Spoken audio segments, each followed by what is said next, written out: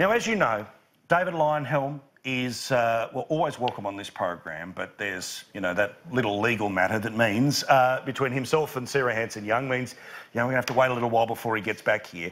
And of course, what Sarah called David and what David called Sarah and what Sarah says David calls, you get it? There was a debate today in the Senate about lifting the standards, making sure that abuse no longer happens between persons on the floor of the Senate. Oh, how important this was today. Of all the things to care about, this is what they cared about today in the upper house. This is rightly a place of vigorous debate, but personal abuse has no place in this chamber. We will be putting forward a censure motion to condemn Senator Leyonhjelm's actions in the strongest possible terms. I noticed that as Senator Leyonhjelm walked out, he jokes to Senator Bernardi that I'm walking out very proudly. He has learned nothing. His comments earlier in the sessions were disgusting. The reference to race or gender has no place in debate. So they're going to do something about the standards. Gideon, who cares? I mean, honestly, who cares? I know that, you know, I don't want to open up the war wounds in and around this joint and what was and wasn't said. Let's just deal with the Senate specifically here. The Greens, who in a speech, not behind closed doors, not, you know, quietly to their mates, called Jim Molan a war criminal. They said that in a speech and that was okay, but what may or may not be said under somebody's breath, well, we must clean that up, please.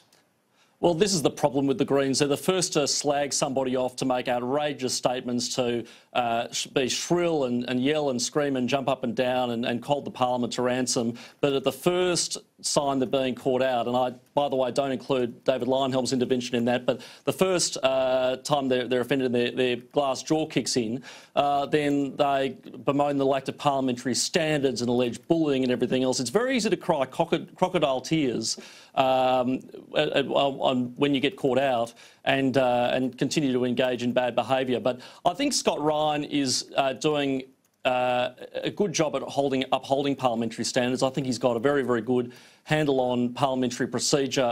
I can understand where he's coming from when he wants to keep the tone of the Senate as high as possible. But look, at the same time, Paul, as I've said before, I would much rather politicians who are passionate about what they do and sometimes go a little bit too far than a bunch of bored technocrats who sit around on their phones all day long and just sign whatever the department puts in front of them. If a bit of colourful behaviour is the cost of a robust democracy, then, you know, I'm all in favour of that.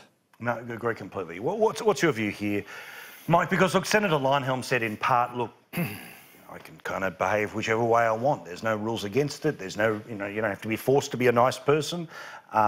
He's not suggesting that he wasn't being a nice person, but just as a philosophical point. This just time wasting, this garbage, this frustrates and infuriates people. When we know all the issues we've got in Australia, that the first world problem of politicians talking about themselves like that is infuriating. My first instinctive reaction was, are you trying to run Senator Hanson-Young's case for her? Why buy into this? Apart from anything else, wasn't most of the material outside the Senate anyway? And, you know, I certainly wouldn't want to reach any conclusions his honour or her honour alone will reach eventually. Correct. All right, let's talk about Ben Roberts.